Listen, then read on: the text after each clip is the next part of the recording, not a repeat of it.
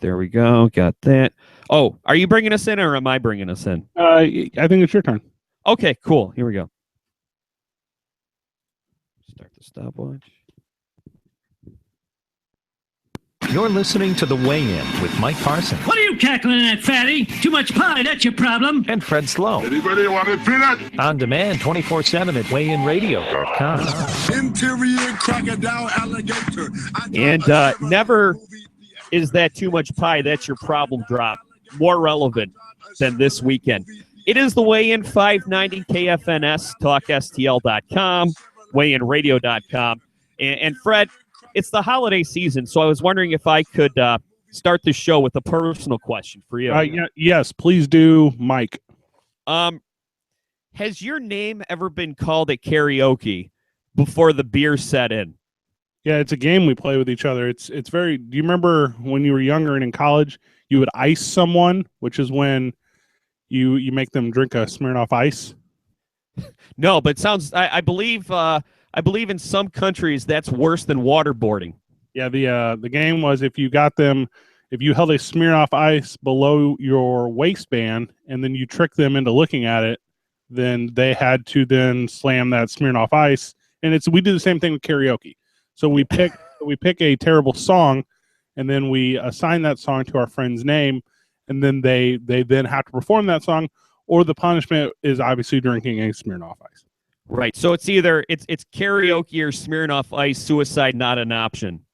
Yeah, because you can't pay your bar tab fast enough. Yeah. So I would say yes.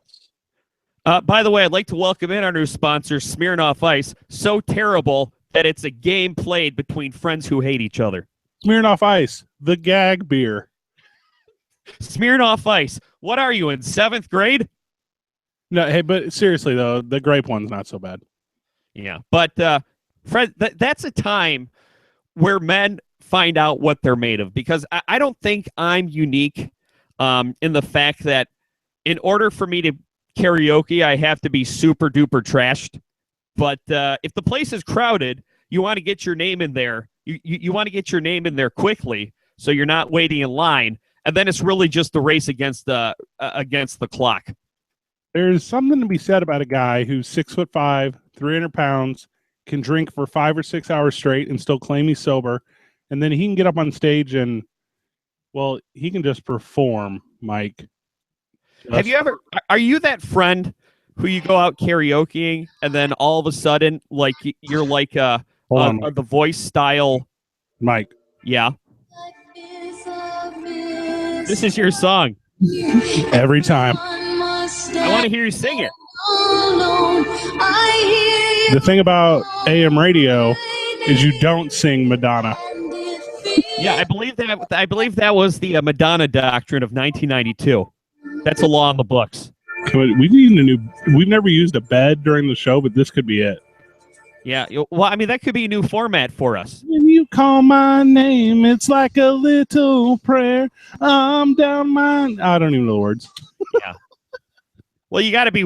Look, the more wasted you are, the better you are at remembering the lyrics. So, Fred, you are definitely not that friend that you go karaokeing with, and then all of a sudden they're belting it out like they should have a recording contract. There's always one person in there. They play like they play all humble and everything. Then they get up there like, here's a bit, you know, but you know, they sound better than that. Well, it's like the SNL skit last week, right? When everyone's sitting there and they're drinking and they're having their late app after 9 p.m. and then the girl gets up and she goes, "Hello." Yeah, man. You know, Fred, I got a little Adele coming up later on in the show. I didn't want to say at the beginning of the show because I didn't want people to tune out, but you forced my hand. Really weird week for the Rams this week, huh, Fred? Oh my gosh, man. A roller coaster of emotion for this team. First off, Stedman Bailey.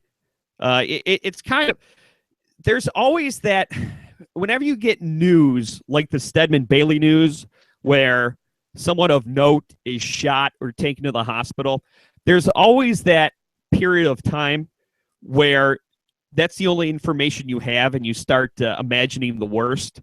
But I guess Stedman Bailey earlier this week, for those that don't know, he was sitting in a car in Florida with another man and 2 kids.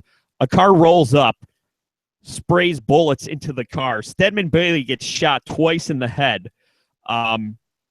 And I guess he's going to be okay. And the fact that he's going to live, he went to the hospital. And I guess later that night before he had surgery, the Rams actually talked to him.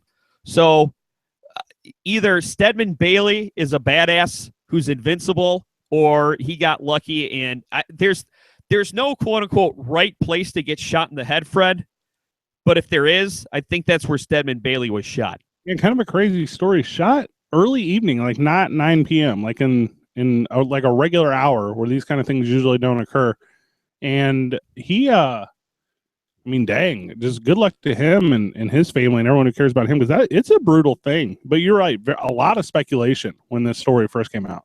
Well, and I think that there's a good chance that this story is going to take a darker turn, a weirder turn, because you know that not only journalists are going to be investigating this, but I'm pretty sure that this is an active police investigation. So, of course, Stedman Bailey, I don't know if it's a run of bad luck, because sometimes you put yourself in situations to have bad luck, and I don't know if he did this here, but of course, you know, he served the suspension. He's serving the suspension for violating the substance abuse policy, but it's been an unfortunate series of events. And although Stedman Bailey's going to live, we're not sure what the effect on him is going to be long-term, because, well, he got shot in the head, and there's a lot of stuff that can go wrong when you're shot in the head, even if you live. No, you're absolutely right. And the way the substance abuse policy works in the NFL, for marijuana, because it's different from marijuana than everything else, because, well, that's kind of how society is. You change with the times, right? Right. So if you get caught smoking the devil's lettuce, it's nothing. You get a warning, right? If you get caught twice toking the ganj, then you get another warning that says you only got another warning left. And then, you know, for a third time, if you then repeat intaking of marijuana, then it's, well, that's it. You that was your last warning. So he, for at least 4 times, tested positive for marijuana consumption, and that just kind of shows a bad series of, I don't know, man, decisions. Yeah, decisions. It creates a trend, and I think trends are safe to follow. So I don't know what situation he was in Miami. I don't know enough, but gosh, man, you hope he pulls through and gets back to at or near 100%, and hopefully he plays football again. But if not, hope he lives a capable life outside of football to where he is comfortable and able to provide for himself and his loved ones. Yeah, and I think right now, whether he'll return with the team was probably in question to begin with, even though the Rams allowed him to hang around the practice facility and everything. He just wasn't allowed to play. But, yeah, football's whether he'll play football again is secondary to what kind of recovery he's going to have. I got to say, Fred, honestly, I don't know why marijuana is a banned substance in the NFL, except for maybe the fact that it's illegal. It's definitely not a performance enhancer. I'm actually more impressed by people who smoke marijuana, which slows down your reaction speed and your reflexes and still perform at a high level. Like when Michael Phelps was busted for marijuana, I'm like, that's amazing. He won all those medals and he smokes marijuana. How many medals would he have won if he didn't smoke marijuana? I also do not know why it's not legal, and I'm going to go a complete another direction. Money, Mike. Credit card companies alone. Like you got to figure this thing out, man. If I can buy marijuana with my Visa, then well, I live in a good economy at that point.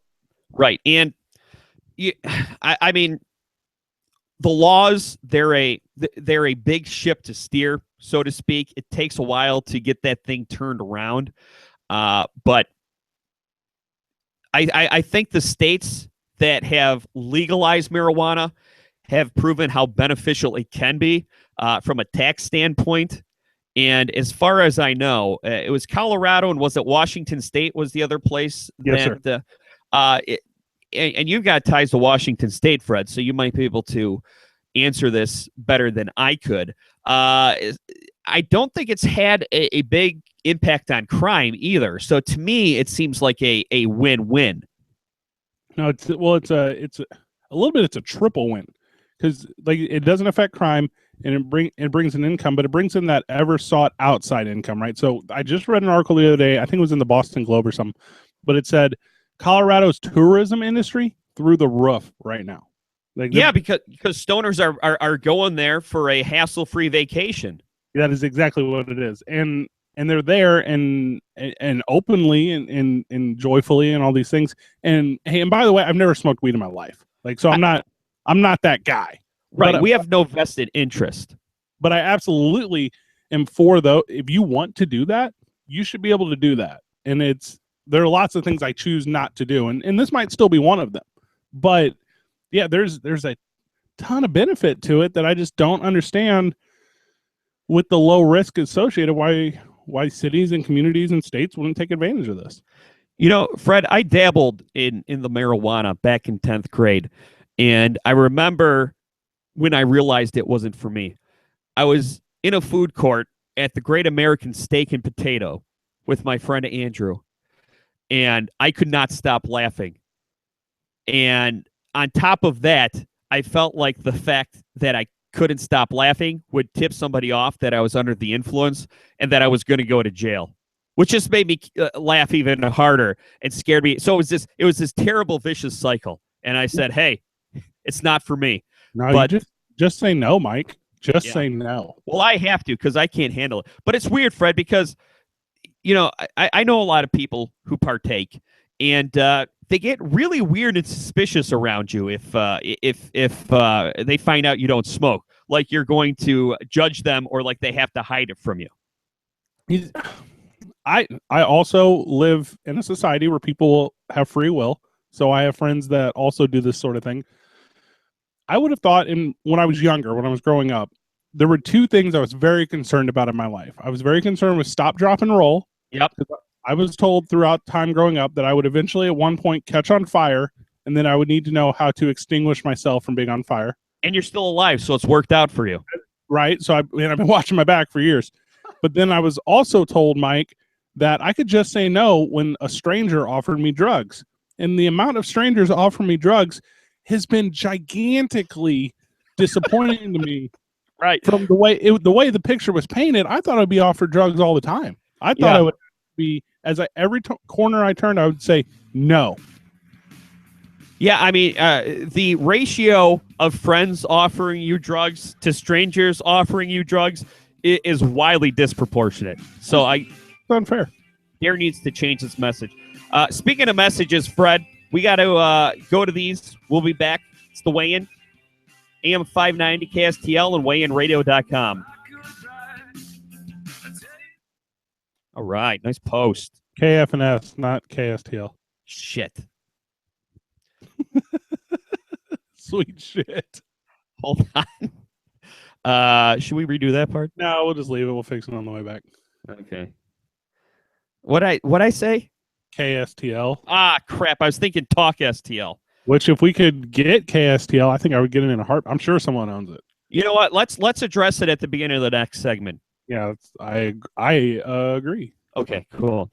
All right. So this will, what's that? Yeah, you're bringing it back, and I'm following your lead for. But yes, come back and correct me, just so that we can address it and then move on. All right, that was a fun segment.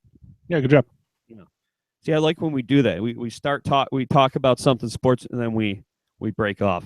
Yeah, good radio, guys. Yeah. Hey, good job to us, Fred. I'm no hero. All right. Let's see here. Starting the stopwatch. Just bear with me in this lead in because I'm gonna hit a bunch of stuff real quick. Okay. Hold on, I gotta reset this. Damn it. Okay, here we go. 3, 2, 1. Oh. Dang it. Hold on. I suck today. All right, here we go. 3, 2, 1. Can't push a fucking button. Now, back to the weigh-in. Got him! WeighInRadio.com. Welcome back to the Weigh In on 590 KFNS, Mike. What did I say? KSTL. What you mean Talk STL? Is that what you mean? No, you know what happened, Fred? Okay, I'm a fraud, and I'm really no good at this. So I saw that we had 5 seconds before we hit the break. So I was thinking KFNS and Talk STL. So I must have blended them together. And that's why you're the best in the biz, Mike. That's right. That's why on my business cards it says "bumbling idiot" on the weigh-in. We have we don't do enough for the listener, because I know we're here Sunday mornings for you guys live on KFNS, simulcast on 1380 KXFM, obviously available on the Talk STL app. But you can check out the show at Weigh In Radio. We archive immediately after the airing, so we're there every Sunday morning at or near 9 a.m. Central, 10 a.m. Eastern. Also, we hang out on K Radio a little bit, active on social media. You can follow us on Twitter, Facebook. We're in all those places. So if interested, we are there. Yeah, we got you surrounded. 360 degrees of entertainment. If you ask nice, we might send you nudes if you're on Snapchat. I will not. Yeah. I reached last week. We had Lisa Viviano on, and she told us the story of her cousin, Kristen Morris, and her family's struggle against a recent diagnosis. In that 1 week, since appearing on our program, they have raised an additional $475 towards their goal. And I would like just to kind of remind everyone, in this time of year, I mean, it's giving, guys. So if you want to help a cool family and a very good cause, Kristen Morris, crowdrise.com, can't stop, won't stop, FIGH, and we're going to have that link up until they take it down. So there you go, guys. Yeah. And, Fred, we have to remember that between the fart jokes and making fun of our fantasy players who screw us out of points every week, that we'd use this medium for good every now and then instead of evil. And you are the most connected man in St. Louis. I dare call you Mr. Wood River. And Fred, if you wanted to, you could easily have somebody whacked, but you decided to use your power for good. And fantastic family. And you hope they're able to overcome and leave this as a bad memory in their rearview mirror. Yeah, that's the thing about obstacles. You have to overcome them. So they will do that, and obviously we will do our absolute best to help them. Mike, Thanksgiving was this past Thursday. There is nothing worse to me than gathering with my friends and family to discuss politics and current events. Yeah, my buddy Kyle on another podcast I do was talking about this. Is this an epidemic? I guess I'm lucky that when my family get together, what we do is we make fun of my parents. So we always have a great time. But yeah, I guess everybody is turning their Thanksgiving table into a Fox News, MSNBC debate. I don't understand. It lacks the things that make these conversations really appealing. Like, there's no lobbyists, there's no agendas. There's just, for some reason, my family, and apparently many families, as I've heard since Thanksgiving, like to team off in the rights versus the wrongs in a Wyatt Earp, OK Corral style showdown. And all I want to do is watch the Lions lose. Yeah, right. Well, if you come from where I come from, Fred, you see that a lot. But yeah, you're right. I mean, look, I'm all about, well, actually, I lied. I hate talking politics with people. My theory is that everyone's a nice person until you start talking politics and religion. And I think it's an insult to our founding fathers that we are letting that interfere with our mashed potatoes and pumpkin pie. Because when you're having a debate, nobody's having fun. Everyone's pissed off and they're arguing and they're trying to one-up each other. It's not like people enjoy these debates. So why can't you just play apples to apples, leave the Trump/Syrian refugees/whatever talk outside for a day and just gorge yourself on tryptophan? Here's apples to apples, Mike. I'll have that conversation about the Apple Watch if that's what they want to talk about. I'll have that conversation about Deflategate if that's what they want to talk about. I can go 1 hour straight on how David Letterman leaving primetime TV affected me. But I don't want to talk about Keystone Pipelines. I don't want to do it. Well, and Fred, now there's actually websites out there that are a guide to arguing with your Republican uncle or your conservative cousin. And what it does is it has all the big issues up there, and it tells you what they're going to say and then how you rebut it. What? Yeah.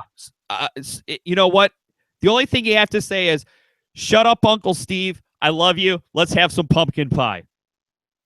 No, it's Mike, just making it worse. It's making the whole situation worse. It's not helping. let me start over. I tried to spend the 2 hours I spend with each family for a total of 4 different Thanksgiving dinners talking about my excitement for the new Star Wars movie. And they didn't want to do that, Mike. They didn't want to hear me scene for scene replay the new Jurassic World. When did this happen? Is this new this year? When did you notice the change? With Jurassic World, people who hate leather vests. No, I'm talking about families wanting to do nothing but argue about politics at holidays. Well, isn't there kind of a thought that maybe you didn't know your family necessarily before social media? You didn't know they were a closet fill in the blank?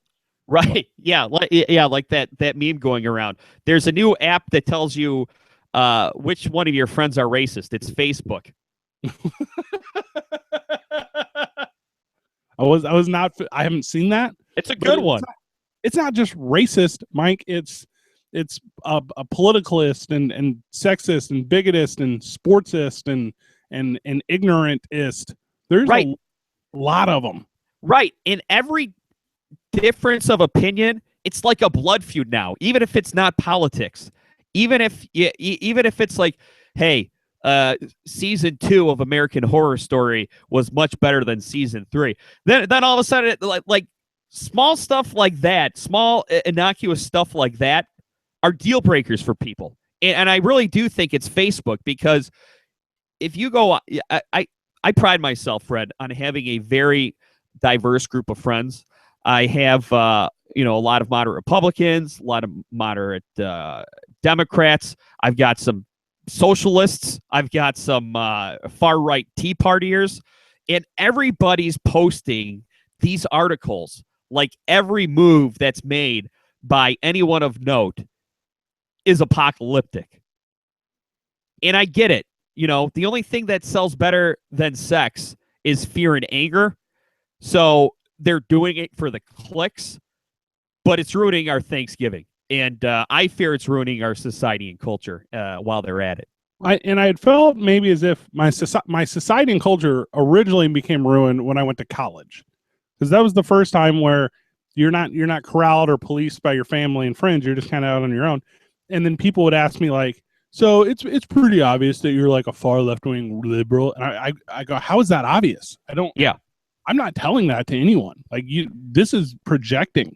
And then, so I feel like for you, and maybe it just comes with age, man. Maybe now that I'm 30, I'm at that point where people want my opinion on stuff. I do host an hour-long talk show once a week with my very good friend. I guess that makes me qualified to talk about stuff. Wait, you're on another podcast? Hi-oh. But I don't understand why it's okay to lead a conversation with, well, we better agree on all these, and then you just start naming points, because we don't have to agree on any of that stuff, man. And it's funny, Fred, too, because there's this thought out there that if you don't agree with somebody 100%, or if you agree with them with nuances and qualifiers, you're automatically the other side. I like to call myself a lonely moderate, because moderate, you're in the middle. If you're super conservative, then you have a whole group of people and a cable news station in your corner validating your belief. If you're a far left liberal, same thing. But if you're a moderate in the middle, it seems like you tick off both sides 50-50, because if some conservative comes in talking about something that I don't agree with, then all of a sudden I'm a liberal, because I don't agree with that particular conservative viewpoint. And same thing with my left wing friends. If they say something that I don't agree with on the liberal side, then all of a sudden I'm a conservative, because you have to fit into one of these two categories. And to fit in one of these two categories, you have to believe this, and this about something. Otherwise, you're on the other side. And if you're on the other side, you're worse than Hitler. Lately and locally, I've been looking at running for a county board seat. I think it's something I'd be very good at, and I'm a community guy, right? I don't want to help the community. But before you do that, you have to claim a partisan. Like, you have to have a political affiliation. You can't run as an independent. You can, man, but you won't get there, because That's true. If you do not pick a seat, then, or if you do not pick a side, then you alienate all the voters. So if I were to choose Democrat, I got at least half of them. If I was to choose Republican, I got at least half of them. And then if I'm choosing independent, I got none of them. None of them are going to just blindly choose me. So you have to kind of like let your guard down and say, yeah, I am a full-on Republican, or if I say that sentence again, Democrat, right. Because you have to have that affiliation for acceptance, which is crazy. My ideas and my agendas are not going to change. Right. You have to play that team sport once you pick a team. But, Fred, I don't know. I think you're right that you have to pick a side for most offices, especially the higher profile ones. But I think on a local level, you may be able to get away with being an independent. But I could be very wrong on that. But you're right. If you're running for state rep, if you're running for Congress, then you have to put a letter by your name, or else you're right. You won't get that 50% automatic vote, because now you're not with anyone. So ergo, you're against everyone. I just want to be accepted for me. And if that's not possible, then I will change everything that I'm about until I am. Well, hey, Fred, so if you run for that seat, we can't do the show anymore because, equal time. Or else we'll have to add one of the people you're running against as a co-host. Yeah, well, I'm not, like I said, Mike, I'm not playing by their rules. Unless their rules make it to where I'm not accepted, then obviously I will immediately play by them. Right, unless their rules get me elected and a whole lot of lobbyist money. Then play ball, baby! Fred Slow, 2016. We have to hit a quick break. It's the weigh-in on 590, Fred, KFNS, TalkSTL.com, and weighинradio.com. We'll be right back.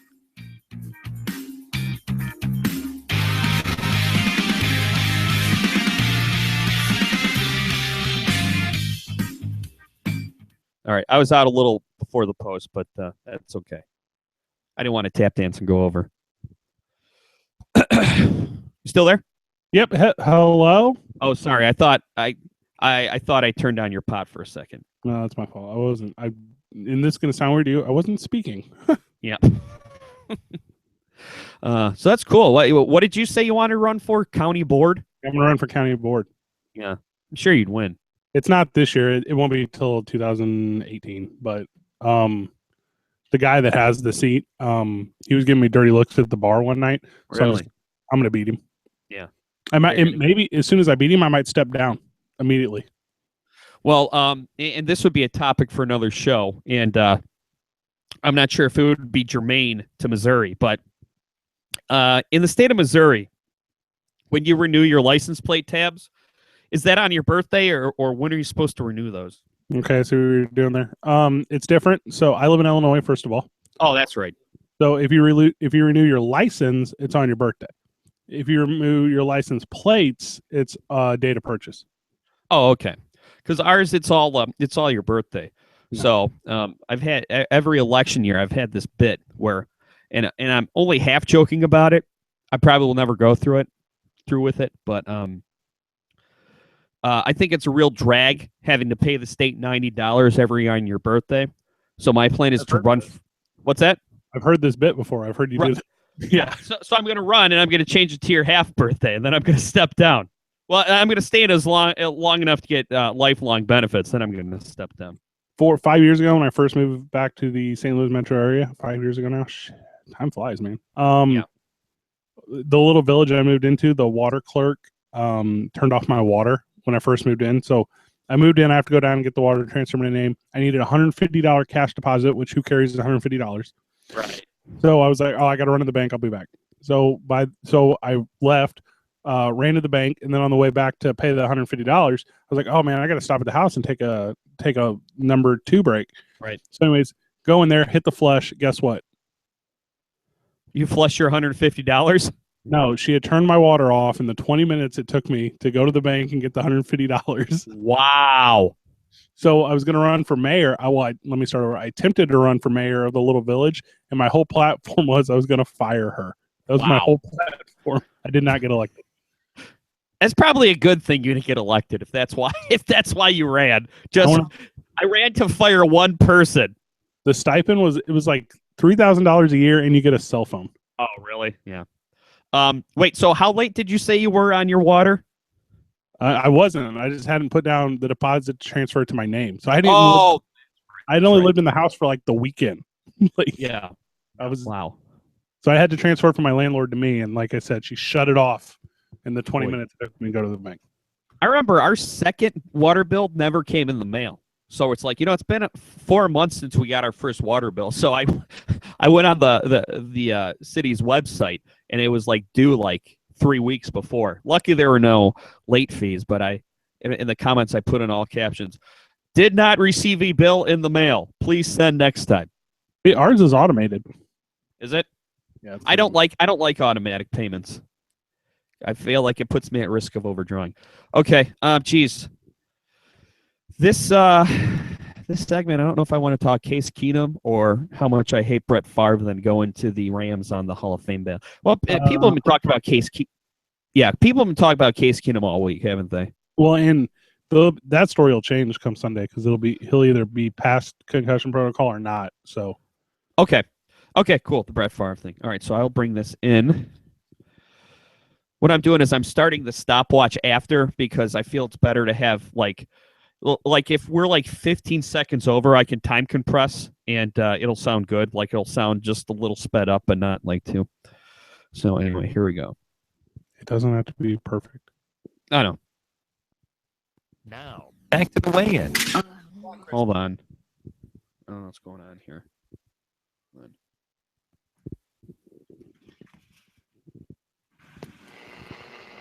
What is that? That's an outbed, but it sounded weird. Okay, here we go. Let's try this again. Now, back to the weigh-in. I wash myself with a rag on a stick. WeighInRadio.com. Hello. How are you? What was better, Fred, than the Arnold Schwarzenegger soundboard back in the day? You like discipline? I've never used that. I don't think I had access to it. You've never heard the Arnold Schwarzenegger? This was pre-YouTube. This was like E-Bombs World type stuff. And people would like post. They would make prank phone calls and post them and stuff. The only prank phone call I really know is the John Cena one. Oh, I haven't heard that one either. It's excellent. And the only Schwarzenegger I know is "Get to the chopper." Yeah, that's good. That's not a very good Schwarzenegger. So. Well, I would say that the Arnold Schwarzenegger soundboard was big right around the time Brett Favre was in his heyday. Oh, my gosh. And I have to say the fact that his jersey was retired on Thanksgiving and the fact that I rediscovered the Arnold Schwarzenegger soundboard reminded me of just how much I hate Brett Favre. I hate Brett Favre. You do not care for Brett Favre at all. Not one bit. On Thursday, it was all over ESPN talking about how the biggest scandal in Brett Favre's career was playing for the Vikings and how the Green Bay Packer fans have embraced him. Has anyone heard of Jennifer Sturger? Yeah, no. It's like, hey, Jeremy Schaap, why don't you put the part in when Brett Favre was playing for the Jets and sending his junk to every female reporter who didn't ask for it. But no, it's all, Brett Favre, he came back and played the division rival Vikings, and now they love him again. Screw off.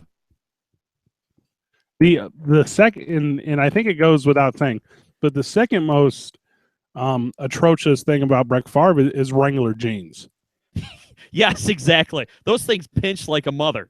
They're not even, they're not cut correct. Like you can't go to a point in there. You have to go to a rounded. It's got to be a swoop. Yes, absolutely. 100%. It's got to be a swoop. I don't live a life where I can wear my jeans that high.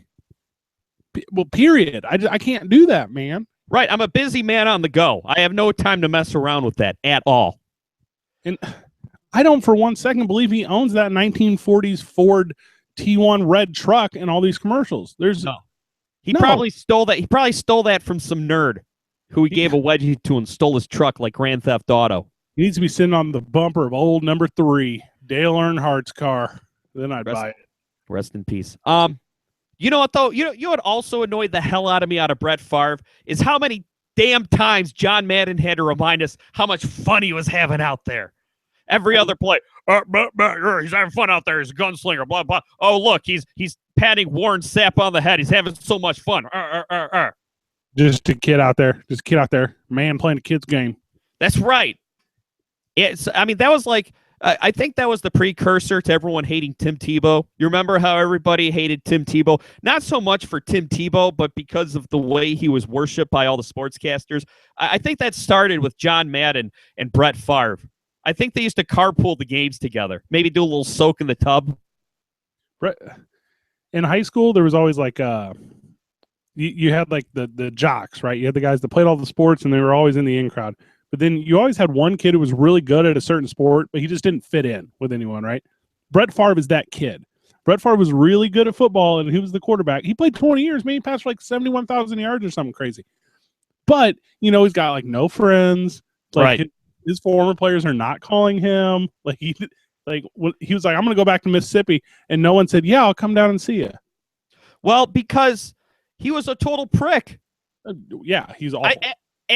Ask Aaron Rodgers. I mean, Aaron, pretty much, he did everything he could to ostracize Aaron Rodgers because he knew Aaron Rodgers was going to be a great NFL quarterback. He knew that Aaron Rodgers was the pretty younger woman. So he did everything he could to screw with Aaron Rodgers, aside from throwing a banana peel out onto the field for him to slip on. I hope Aaron Rodgers gives him the stink eye, and I also hope that Aaron Rodgers wins another Super Bowl so that there's no question on who the greatest Packers quarterback is of all time. I hope Aaron Rodgers wins an endorsement contract with Wrangler jeans. Lee jeans. Yeah, I got to say, Fred, discount double check, much better than Wrangler jeans. Not even close. Olivia Munn, way better than...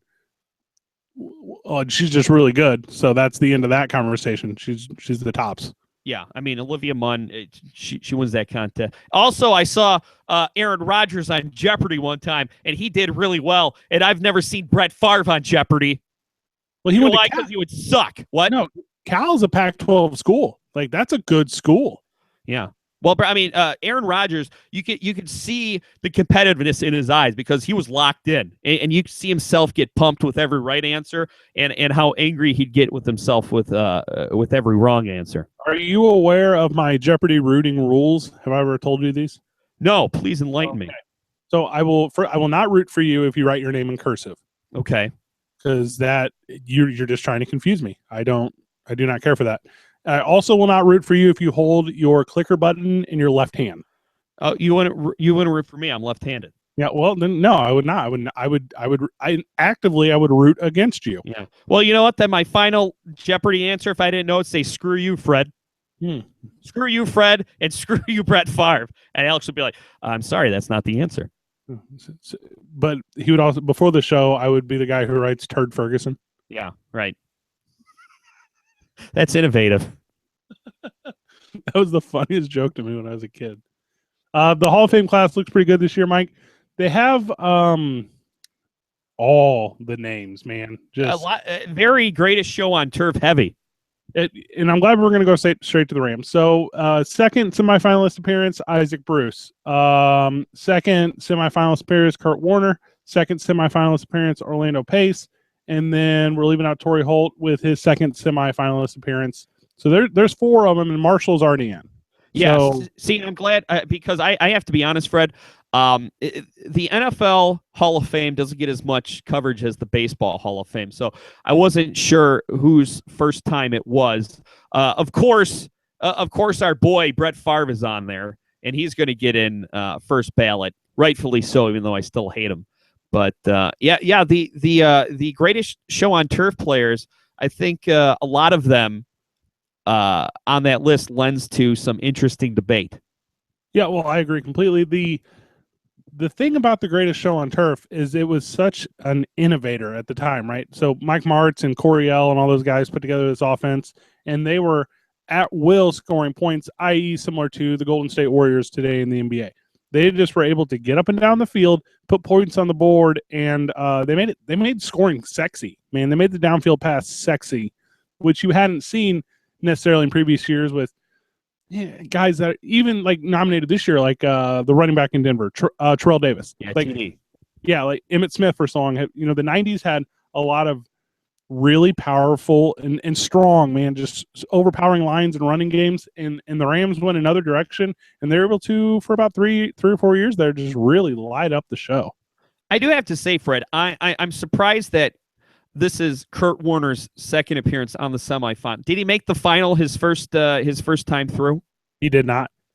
That's surprising to me because, and I remember that this was a big topic of debate when he got the Cardinals to the Super Bowl because, of course, he won a Super Bowl with the Rams.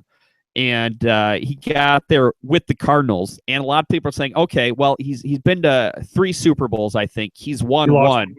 Yeah. Is he a Hall of Fame court? And I would say yes, but I mean, when I looked at this list, I purposely did not look up stats because then you get too far into the reads. I just did kind of an eyeball test, and to me, with the exception of Orlando Pace, who was as dominant of an offensive lineman as you could have been back during his time. Kurt Warner, to me, amongst the Rams, he's the most surefire Hall of Famer out of the 4 of them on here. Well, and we forgot to mention Don Coryell, who I briefly said his name earlier talking about that offense. He's also nominated as a coach because his innovation in the downfield passing game, he just opened the game up. The Kurt Warner to me, and this is not an original idea, I know I've heard other people say it, really compares to that Terrell Davis that I just brought up. He was a guy who came in super hot and played really well for 4 or 5 years there, got to the big dance, won it. I think Terrell Davis won it twice. But yeah, with John Elway, yeah. Yeah, he didn't have the extended career that a lot of these guys have had. I don't know, what's a good example? Like Tony Baselli, who played for the Jaguars, who this is his first year, he'll probably get in. He didn't have that career. But he had, the light that shines brightest because whenever he was here, he was winning MVPs and winning Super Bowls and like we said, revolutionizing the game. Right, and to me, I guess, and like I said, I may be totally off. I haven't looked at the stats or anything. To me, I would even say that Kurt Warner's time with the Rams is what's going to get him into the Hall of Fame. I think that got him close. I think the fact that everybody thought he was washed up, and he took and he was dealt away to the Cardinals, which at the time seemed like a place where you were put out to pasture. Well, you meant the Giants. So he played with the Rams, and then Kurt Warner went to the Cardinals. Eventually he did. Yeah, he went to the Giants first. He had that game of 6 fumbles because he had a broken thumb or whatever, and then didn't play the rest of the year. Mark Bulger was your guy then, and then he left for the Giants and kind of mentored Eli Manning for a hot second. And then after that, his thumb was healed and he kind of shown his leadership and how well he could adapt to any playbook. And then that's when he went to Arizona and found all that success. And overall, the best person on the face of the earth. Yeah. Well, and I guess that even goes more to my point that it seemed like he was being put out to pasture, and he came back and he led another team to the Super Bowl. So to me, that I think that's what puts him over the top. Yeah, I agree completely. And some would argue that when they lost to Pittsburgh in that Super Bowl, that the offense that they lost to was the same offense that he had so much success in for such a long time. The short pass, the screen pass, the dump game. When they had fast Willie Parker. He didn't get beat by a bunch of really skilled guys. He didn't get beat by a young Ben Roethlisberger, but he got beat by the same scheme that he had found so much success in St. Louis. Right. The student becomes the teacher. I have to say, Isaac Bruce and Torrey Holt, they're a toss-up to me. I'm not 100% sure that they're going to get in, at all, let alone this time around. Well, and with it being, I think it's Marvin Harrison's third year now. He's a guy who I think compares really well to both those guys. You would assume the nod would go to him first. I don't think there's any way you can put Holt in before Bruce or Bruce in before Holt. I think they need to go in at the same time. And I think it would be very fitting if you could get Warner, Pace, Bruton, Holt all in at the same time. That'd be a really special moment, and I think the NFL will probably get that one right. All right. I don't know if we can go to break without locking out, but it was tight there. Let's see. Did I even show up on the recording? No, just barely. Yeah, that's okay. It should when Okay, yeah, it does. Okay, cool. Do you want to finish up our thoughts on the rest of the people on the ballot, or do you want to move on to something else? How much time we got left? Let's see. So we want to go 58.5. So we got 15 with spots. 15. We're at 45. And I've got a 1 minute spot at the end. So we want to go at 45. So we want to go 11:50 here. Yeah, I don't have to talk Hall of Fame anymore. Okay. Do you have something, or I mean, I got a lot of stuff, but do you have something, or you want me to? What do you got? Well, I've got Peyton Manning wanting to play next year, and him being crazy, and I'm not sure if it's it's worth it to be an NFL star with all the crap you have to deal with later on. Let's see. Talk about how Kobe Bryant is becoming kind of a danger to himself and his team, and Byron Russell is. Oh, you know what? Let's talk about the Johnny Manziel thing, because I got some pretty strong opinions on that. That's good. And then if we can't go the full whatever, the only thing I really thought we should hit on is the BCS standings. Well, yes. It doesn't work though. Never mind, it doesn't work. I know. I've wanted to talk about the BCS standings a lot, but we'll only be able to talk about them that 1 week before. Yeah, right after the season's over. Then I think we can talk about it, because I've got some strong opinions on that. But I know that's what. You know what? If we don't go the whole segment, I've kind of had this Porzingis take about how he could play, because Creed's coming out, with Michael B. Jordan as Apollo Creed's son, the new Rocky movie. And I've had this bit that I've been sitting on, if we have time, how Christoph Porzingis and if there's going to be a Creed sequel, how it should be Creed's son versus Ivan Drago's son, and Ivan Drago's son can be played by Porzingis. And he plays center for the Knicks? Is that right? Yeah. He's from Latvia. Yeah, he's from Latvia. So sure, if you don't think it's a reach, I wasn't really following you, but I'm down. Okay, I think we'll have enough time to with this whole Johnny Manziel thing, because our conversation goes off into other things. So my guess is we are going to have no problem here. Okay, here we go. Now, back to the weigh-in. WeighInRadio.com. I'm going to start that level better here. Hold on. Still trying to figure out my levels here with this. Kindle. Okay. 3, 2, 1. Now, back to the weigh-in. WeighInRadio.com. The home stretch for the weigh-in. AM 590 KFNS, TalkSTL.com, and WeighInRadio.com. And Fred, is there something I'm missing with this whole Johnny Manziel benching story? We all know that video surfaced on TMZ with Johnny Manziel. It was like a 20-minute clip. He was in a club with booze. He was lip syncing to some rap song. It gets released by TMZ, and now all of a sudden, he's being benched. There's no one better in the reporting game than TMZ. They will get there first, and it will be the most accurate story that's going to be released.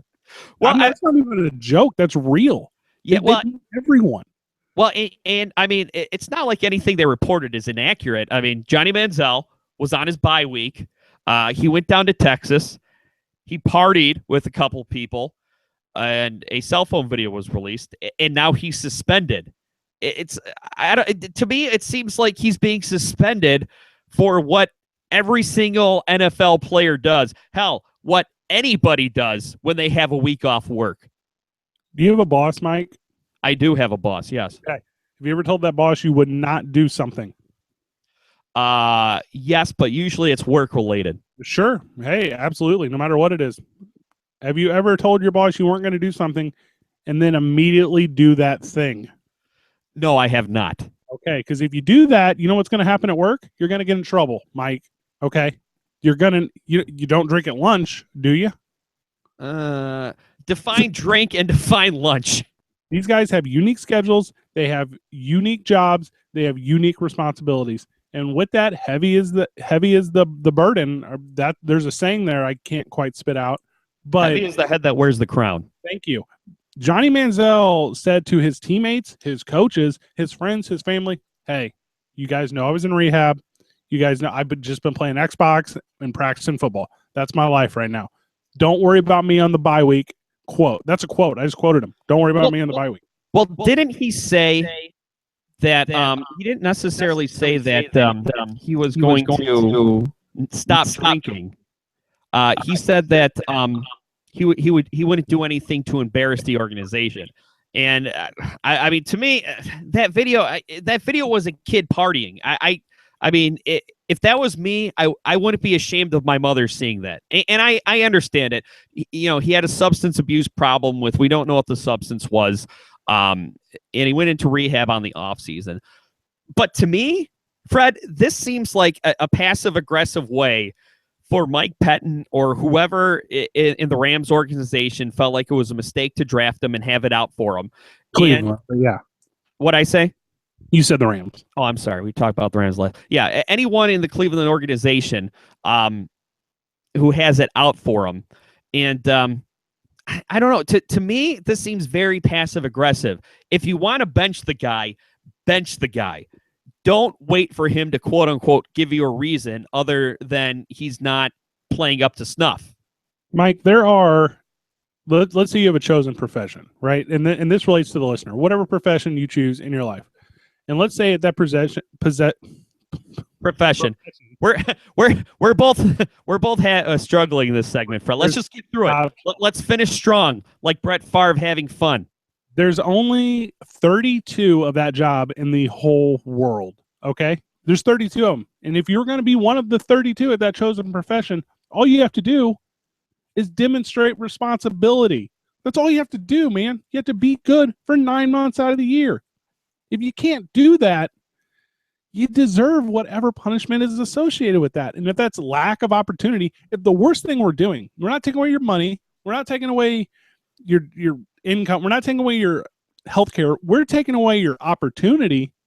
No, this is less than an acceptable punishment. This is the least they could do to Johnny Manziel. And he's a good football player. He threw for 375 yards or something last week. They need him on that team. But he has to understand his role, and that's being a leader, and you can't do that by being a screw-up. Well, Fred, I don't think that you have to, quote-unquote, demonstrate responsibility to keep your job in the NFL.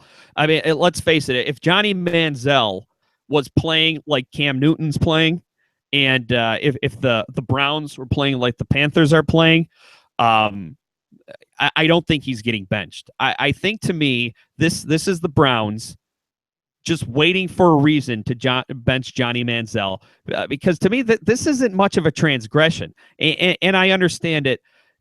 You know, you're in the public eye, you have to conduct yourself accordingly.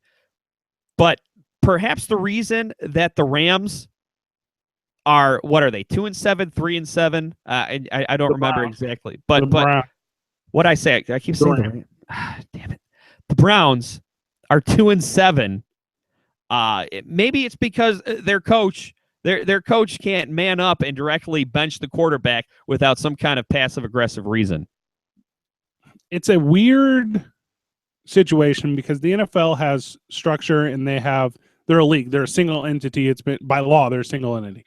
But each organization, franchise, can run their team as they chose within these guidelines, right? So, for instance, Cleveland is going to bench Johnny Manziel for having a little too much to drink with some college kids. Okay, if that's Cleveland's MO, cool. A team like the Dallas Cowboys, who are going to take a guy like Greg Hardy and put him out there every single week, is not going to punish him. But then they're going to cut a Christian Michael, or they're going to cut that Corey White. TMZ also reported this because they didn't wear suits on a plane. Like, we got to get our priorities right here. If we want a standard across the board, we have to create that standard and enforce it. And that's all obviously NFLPA and the Players Association. But you have to find a universal acceptance of behavior. And until you have that, we're going to have this conversation every single time a player is disciplined for something that's not an illegal action on the field. Right. And I think it was Jimmy Johnson who said that, there's different rules for different players. Obviously, back in the day, if Michael Irvin rolled in late 5 minutes to a meeting, no big deal because it's Michael Irvin. If you get like your third string defensive tackle, he's fired. But I mean, Fred, to me, and you're right, there's a different standard for different types of players, which to me, it makes this whole Johnny Manziel thing even more confusing because he's been playing decently well as of late. So, if you want to have a Pollyannic view of this and assuming that the Browns, said it right that time, the Browns are looking out for Johnny Manziel's best interest, I could buy that. But to me, they're not. They don't seem like they're treating him like an addict they're trying to get help. They're treating him like a teenager they're trying to punish. It's an old, I guess, probably a wooden quote, but you don't treat everyone equally, you treat everyone fair, right? So, and that's what they're doing, I think, with Johnny Manziel is, no, he's not going to get equal punishment to a linebacker who's out doing the same thing because that linebacker doesn't have the history that Johnny Manziel has. He's not on the fringe. If we're going to cross sports like we do pretty regularly, baseball, playing for the Houston Texans, playing for the Houston Rangers, they had a guy named Josh Hamilton. And Josh Hamilton had a substance abuse problem, right? But he went through rehab and he kind of made a very good recovery and had a lot of help and structure. Then he leaves the team and he goes to Anaheim where he receives this high-dollar contract. And he was in these same situations where, no, he wasn't doing the drugs that he was so much in trouble for, but he was in situations where he could. Well, Anaheim just has to cut that guy loose. There comes a point when you can't babysit a guy who is an adult. Yeah, and I guess you do have a point. It's not like Johnny Manziel didn't earn his reputation. He didn't earn his spot there on thin ice. And maybe this was the straw that broke the camel's back. And maybe I'm looking at this as an isolated incident instead of the final straw in a long chain of events. Well, and Mike Pettin, and I've said this before on the Sports Junkies, Mike Pettin doesn't want to trust his job, which, by the way, just like Johnny Manziel's job, is only one of 32 in the whole world. Doesn't want to entrust that to 22-year-old shoot from the hip Johnny Manziel when he can go to 35-year-old McCown, who's a guy who can trust and sit out there every week to execute the game plan. Cool, your team, you're not producing, man, and not every team's going to win in this league. But you can win doing it your way, and you can win sticking to your morals, and maybe that helps you out moving forward. But I do not trust Johnny Manziel. I think he's an excellent talent. I think he's a kid who deserves a chance. But I also, like we were talking about earlier with trends, do not believe a word he says due to his actions. Yeah, and I mean, if he went to rehab for whatever he was addicted to, that's one of the things that loved ones of addicts say. You know, whether it's an alcohol problem, whether it's a different drug, is that addicts will lie to get away with doing whatever they're doing. So I'm not inside the organization, obviously, but the the whole thing seems kind of fishy to me from the Browns' perspective. Well, and it all comes down to intent. If he intends to get better and he slips up, I get it. But if he intends to lie to me and he slips up, then I get that too. Yeah. Well, and I mean, was it Chris Carter? Chris Carter, he had a Yes. substance abuse problem early on, and I listened to him a lot on ESPN. I like Chris Carter a lot. I liked him as a wide receiver. I like him as an analyst. And for some guys, if you cut him loose, it's a wake-up call for him, as what happened with Chris Carter. With a lot of other guys, it just makes the problem worse because now you're compounding the root problem. But I guess it's not an NFL team's responsibility to quote-unquote save somebody. Culturally, I want to help people who want helped, period. Good point. It's the Weigh-In, weightinradio.com, talksdl.com, KFNS 590 AM. Fred will be back next week. Wow, that stopped right at the end. Good job. Thank you. God, can't believe I said the Rams twice, but I'm glad you corrected me on it. Other than that, I'd say it was a good show. That was probably that was a lot of fun. I like getting back to that that shorter segment format. I agree. Yeah. So, all right. Well, I will get this compressed and edited up, and I will upload it to the Dropbox. Well, can you shoot me a text when you do that? Because I need to email it like right away. Okay, sure. Actually, can I give you Joe's email? What's that? If I just give you Joe's email, can you just email him the link to it? Yeah, sure. That might be easier. Okay. Are you leaving right now? I have to jump in the shower and then we're leaving in 20 minutes. Okay, cool. All right. Yeah, text me Joe's email. Well, hold on. You'll have to send it from an email, so I could just send you an email to an email. Okay. Yeah. So what I've been doing, I'll just forward you one so you can see. Oh, I'm not in the right box. What is that? What's the website for our email address again? It's Weigh-In Radio.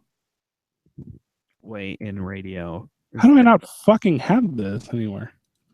What? I guess I've never sent it from this computer. Yeah. Actually, you know what? Think you'd just be able to send your or wait, you're uploading the track here, right? Yeah, hold on. I got my phone. I think it's in my phone. Okay. Here, just send. I'm uploading it right now. Okay. Actually, send it to this email address. Ready? No, I will be in 2 seconds. All right, found it. All right, send it to what email address?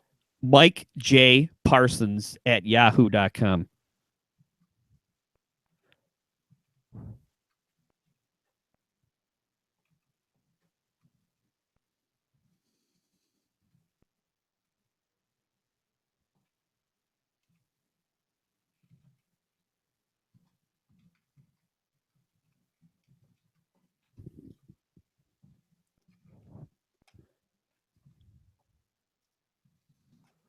Some people make their email address easy. Oh, I thought that was an easy email address. No, yours is good. All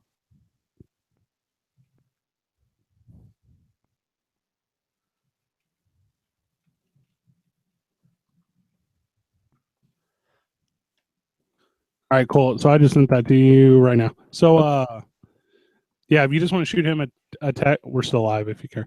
If you just want to shoot him a text or email and saying, here's the link to the Dropbox.